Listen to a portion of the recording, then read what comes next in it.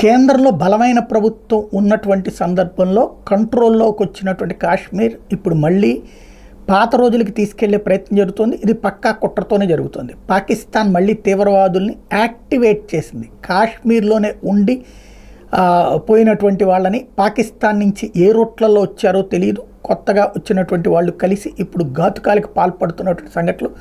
తాజాగా 6 తీవ్రవాదుల్ని కాల్చి చంపినటువంటి ఘటన, 2 సైనికులు గాయపడి 6 చనిపోతే తీవ్రవాదుల్ని లేపేస్తే ఇప్పుడు తాజాగా 5 జవాన్లు మరణించినటువంటి సంఘటన చోటు చేసుకుంది. వీరమరణం చెందారు ఉగ్రవాదులు. ఇది సైనిక వాహనం మీద ఆకస్మిక దాడి చేయడంతో ఈ ఘటన జరిగింది. కరువా జిల్లాలోని మారుమూల ప్రాంతం మాచేడీలో ఈ ఘటన జరిగింది.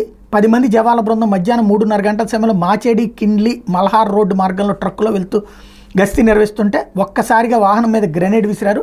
ఈ హఠాత్ పరిణామం నుంచి సైనికులు తేరుకోకముందే కాల్పులకు పాల్పడ్డారు.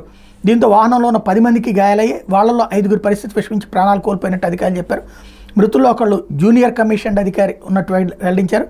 గాయపడిన జవాన్లను ఆర్మీ ఆసుపత్రిలో చికిత్స పొందుతున్నారు. కాల్పుల తర్వాత పోలీసులు, పారామిలిటరీ దళం సాయంతో సైనిక సిబ్బంది ఎదురుదాడికి దిగడంతో ఉగ్రవాదుల సమీపంలోని అటవీ ప్రాంతంలోకి పారిపోయారు. వెంటనే అదనపు బలగాలు అక్కడ చేరుకుని ప్రస్తుతం ముష్కర్లు మట్టుబెట్టడానికి ఆపరేషన్ చేపట్టారు. ఈ క్రమంలో భద్రతా దళాలు ముష్కర్ల మధ్య కాల్పులు జరుగుతున్నాయి. 3 ఉగ్రవాదులు ఈ దుశ్చర్యలకు పాల్పడినట్టు తేలింది. వాళ్ళ వద్ద భారీ స్థాయిలో ఆయుధాలు ఉండొచ్చని చెప్తున్నారు. వాళ్ళు ఈ మధ్య సరిహద్దుల్లో నుంచి దేశంలోకి చొరబడినట్టు భావిస్తున్నారు.